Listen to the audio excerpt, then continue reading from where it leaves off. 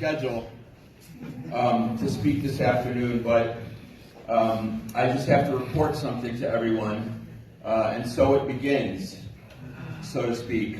12 days ago, Israel brazenly hit an Iranian embassy compound in Syria, violating international law again.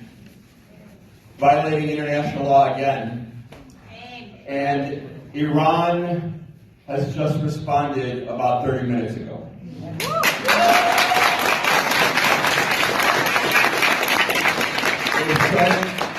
They sent, and this is from the Iranian Revolutionary Guard directly, they sent drones and missiles against specific targets in occupied Palestine, Israeli targets in occupied Palestine. And they believe that they will be in Palestinian, I don't call it Israeli airspace, Palestinian airspace between 2 and 4 a.m., which means in about between 2 and 4 hours from now. It's 12 midnight in Palestine right now. In addition, there are reports of drones having been fired on Israel from Yemen and Iraq as well.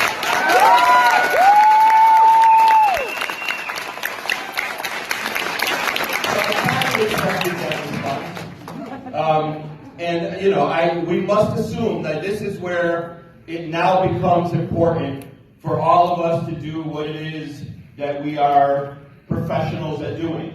Whether we're professionals and we get paid to do it, or whether we're just professionals because we've been getting trained as community organizers and advocates and activists for years. But this is when this country and the world needs us, because the United States is going to, quote unquote, defend the criminal Israeli state. And we have to assume that the United States is going to try to retaliate against Iran. We have to assume that some of the Gulf states are going to allow the United States to use the bases that are there and use the airspace of some of the Gulf states to hit Iran. And our anti-war movement, all of the anti-war committees here, all of the Palestine support coalitions here must be ready immediately to be out in the streets and to stop the U.S. from expanding this war on Iran. That's right. The U.S. has emboldened Israel to try to make it a regional war, has emboldened Israel to push the U.S. to be more directly involved by hitting Lebanon and Iraq and Syria on a regular basis since way before October even. And the United States continues to not only allow the genocide, not only allow Israel to kill with impunity, but to also bomb those other 3 countries with impunity. And now the U.S.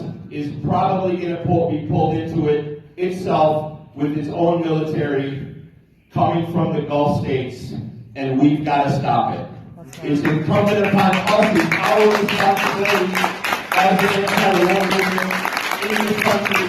We have other anti-war institutions across the country in all of our cities that might not be here. We've got to build broadly. We've got to work with all of the forces, and we've got to make sure that we stop our country, because it's our responsibility to stop this country, the United States, from trying to expand this war and from hitting Iran. Israel, remember, Israel's hit on an embassy compound.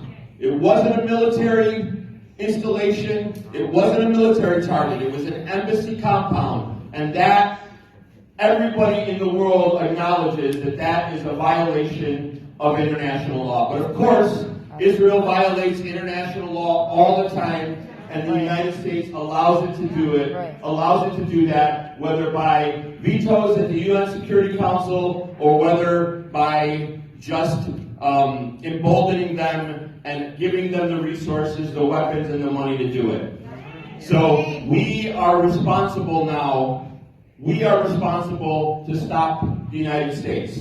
We are responsible to stop the United States from expanding this war and taking the land. I know a lot of people that are represented in this room. I know what we're capable of. I have seen what we're capable of in the last 6 months.